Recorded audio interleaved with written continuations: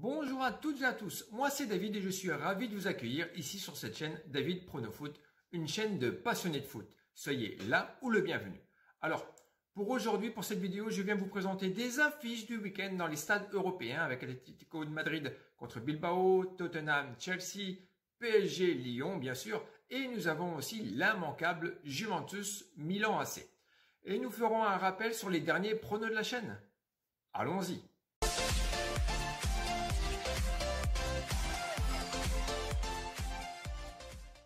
Pour la Ligue des Champions, notre victoire du Bayern est passée. En revanche, le plus 3,5 buts concernant le match Bruges-Paris, lui n'est pas passé. En même temps, avec des Parisiens en demi-teinte, en faisant un vilain partout face aux Belges, qui en voulaient certainement beaucoup plus que les Parisiens, surtout en défense.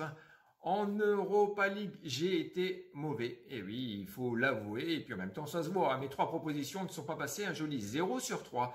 Ça arrive. Il n'y a pas péril dans la demeure, comme on dit par chez nous. Et puis, nous Français se sont bien débrouillés. On a Monaco qui a trouvé un nouveau souffle, qui est rassurant tout de même, en espérant qu'en championnat, ça tiendra la route.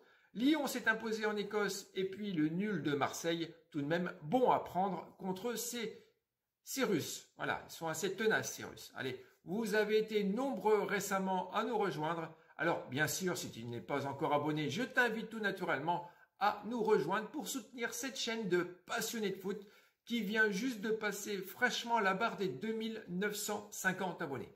Avant de vous présenter mes 4 avis sur les affiches de week-end, avec un format que je dirais sympa, je vous rappelle que la chaîne est toujours à la recherche de sponsors ou de mécènes présents dans les bons comme dans les mauvais moments de la chaîne comme un supporter.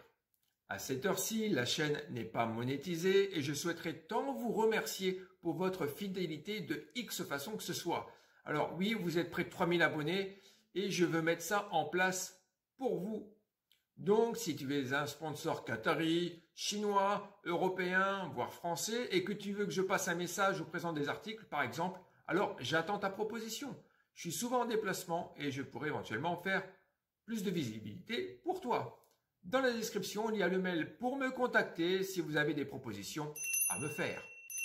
Allons au cœur du sujet, on démarre par la rencontre espagnole avec un Atlético de Madrid qui recevra l'Atlético Bilbao et ça va se dérouler samedi dans l'après-midi. Alors, les Madrilènes sont restés sur un nul en Ligue des Champions sur leur terrain contre Porto sur le score de 0-0 avec seulement 6 tirs au but. Oui, c'est un peu faiblard quand même. En championnat, les supporters attendront beaucoup de Grisou. Avec un bilan, 3 victoires, 1 nul, ils se placent à la 3e place avec leurs 10 points comme le Real et Valence, alors que eux, ils ont un meilleur goal average. Angel Correa est le buteur des Madrilènes. Carrasco et Lemar ont leur compteur à 1 but et une passe décisive.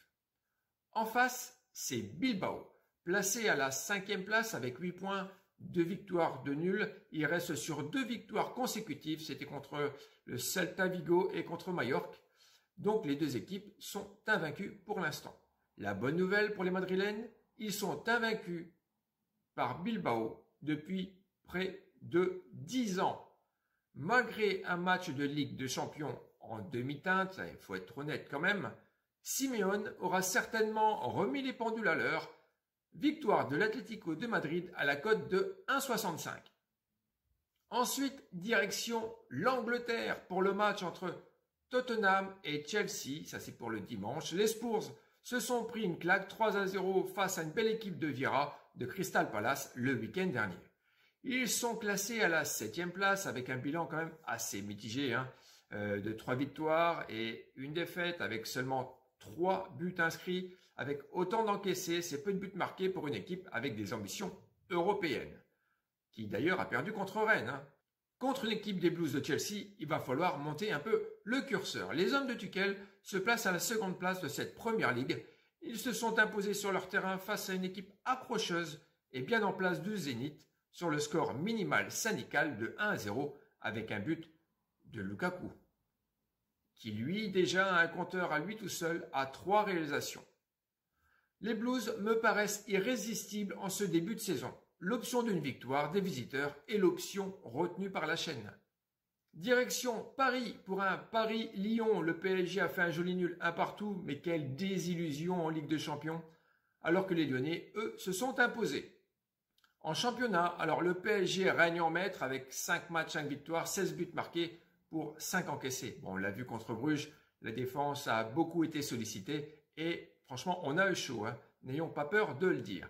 On va dire qu'il faut du rodage, mais à la défense des Parisiens, en face, Mignolet, le gardien belge, était en très grande forme. Les Lyonnais, quant à eux, se rassurent du moins en championnat, après un début avec le frein à main, viennent de s'imposer contre Nantes et puis Strasbourg. Néanmoins, pour 8 buts marqués, c'est 8 encaissés, avec la défense est également un sujet de préoccupation du père Aulas. Parce que, du côté de l'attaque, Dembélé, Paqueta, encore Dembélé blessé au dernier match, font le taf. Ici, le plus 2,5 buts a de fortes chances de passer, car Paris voudra certainement montrer à leurs supporters qu'ils savent rebondir. Pour conclure le clash de Série A, et oui, on a la Juve, la Juventus qui reçoit le Milan AC.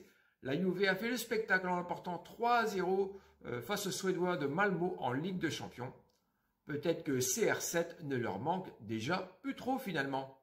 Alors que dans le même temps, le club milanais s'est incliné face aux Reds de Liverpool sur le score de 3-2, malgré qu'il menait tout de même à la mi-temps sur le score de 2-1. En Serie A, la Juventus, à côté de la plaque, alors c'est un nul de défaites consécutives contre Empoli sur le terrain des Napolitains le week-end dernier. Donc cette victoire en milieu de semaine leur fait du bien avec un Dybala une nouvelle fois buteur. On a un contraste flagrant tout de même entre le Milan AC. Le Milan AC, c'est 3 matchs, 3 victoires, hein, avec 9 buts marqués et en encaissant seulement qu'un seul but, c'était contre Cagliari. Giroud et Leao, le Portugais, ont déjà leur compteur d'ouvert à 2 buts chacun. Diaz a su montrer que l'on pouvait compter sur lui cette semaine, une fois encore. Pour une rencontre serrée, une nouvelle fois, l'option de plus de 2,5 buts sera privilégiée pour cette rencontre. Voilà, c'est tout pour aujourd'hui. Si tu as apprécié le contenu, comme d'habitude, just like. Et toi, n'hésite pas à me faire part de ton point de vue, de ton prono, de ce que tu vas jouer ce week-end, par exemple, pour toute la communauté. Merci d'avoir regardé cette vidéo jusqu'au bout. Je vous dis bon match. Je vous donne rendez-vous pour la 7e journée de Ligue 1. D'ici là, bonne fin de semaine. Prends soin de toi et de tes proches. Bye.